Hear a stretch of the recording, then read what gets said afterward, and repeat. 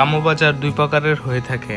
একটিকে বলা হয় বাজার, এটি প্রত্যক্ষ সকালবেলায় বসে। অন্যটিকে বলা হয় হাট, এটি সাপ্তাহিক 1 বা 2 দিন বসে। এক কথায় বলতে গেলে বাজার হচ্ছে দৈনন্দিন বাজার এবং হাট হচ্ছে সাপ্তাহিক ভিত্তিতে বসা বাজার। সাধারণত গ্রাম্য বাজার খোলা মাঠে বসে, কখনো কখনো এটি নদীর তীরে কিংবা কোনো বড় গাছের নিচে বসে। বেশিরভাগ গ্রাম্য বাজার সরকারি জায়গায় অনুষ্ঠিত হয়।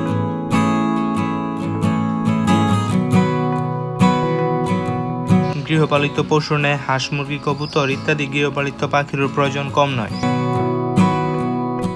ডিম ও মাংসের জন্যই এদের ভরণ পোষণ।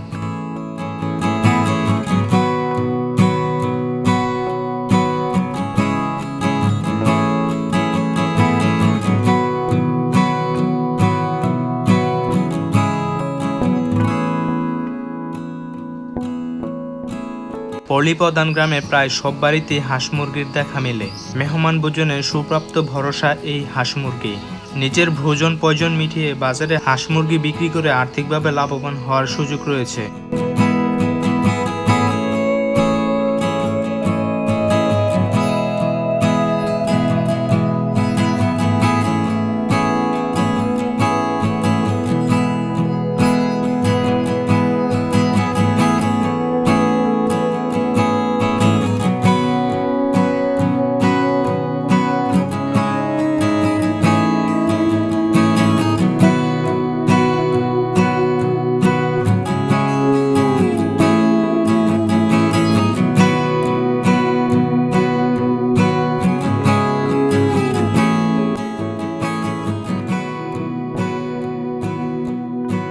পাখপাখালির দেশ বাংলাদেশ, এরা আমাদের বড় সম্পদ। পাখি বনে কিংবা খাঁচায় হোক, তার একটা অর্থনৈতিক মূল্য রয়েছে। মিষ্টি মধুর ডাকাডাকি ও গান শোনার জন্য লোকে বনের পাখি খাঁচাই করে পোষ মানায়।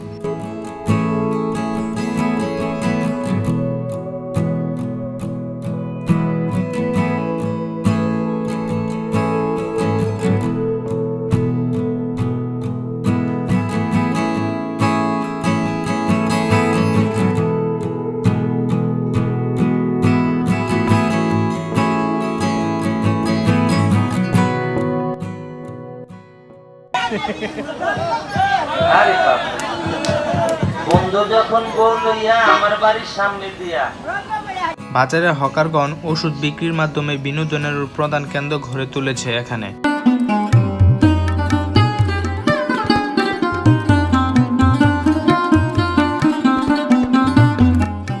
গ্রামের তাজা তাজা শাকসবজি দেখলেই মন ভরে যায়। গ্রামের শাকসবজি কীটনাশক ও ফরমালিন মুক্ত, স্বাস্থ্যসম্মত, ঝুঁকিমুক্ত। গ্রামের কৃষকেরা তাদের উৎপাদিত ফসল ও শাকসবজি সহজভাবে বিক্রি করে এখানে।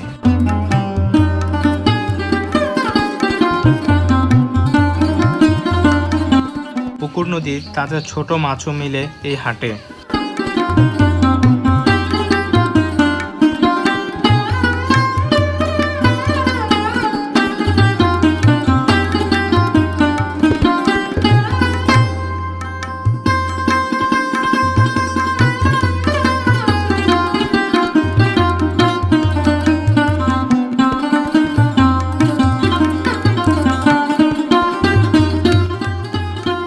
গ্রামের হাটে মাটির তৈরি নানা আসবাবপত্রও মিলে।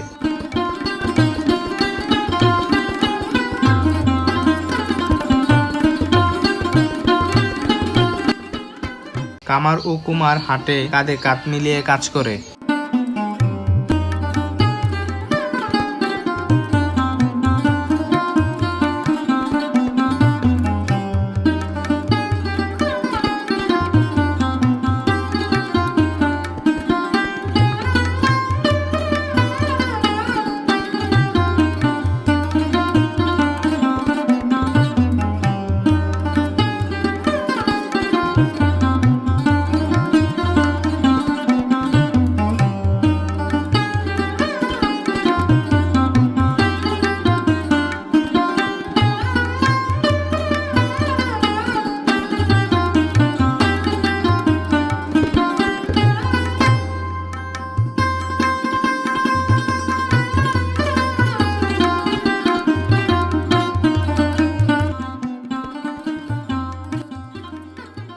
গ্রাম বাজার গ্রামীণ জনগণের অর্থনীতির চাক্কাকে সচল রাখতে সহায়তা করে। দেশের 90 বা 80 ভাগ মানুষ গ্রামে বসবাস করে থাকে। বাংলাদেশের মানুষ বেশিরভাগই যেহেতু কৃষক, সুতরাং একটি গ্রাম বাজার কৃষকের উন্নয়নের গুরুত্বপূর্ণ ভূমিকা পালন করে থাকে, কারণ কৃষকেরা তাদের কৃষিজ পণ্যের মূল্য গ্রাম বাজার থেকেই লাভ করে থাকে। সুতরাং আমাদের কৃষিপ্রধান দেশ হিসেবে গ্রামের মানুষ গ্রাম বাজারের চলমান অর্থনীতির উপরে নির্ভর করে থাকেন।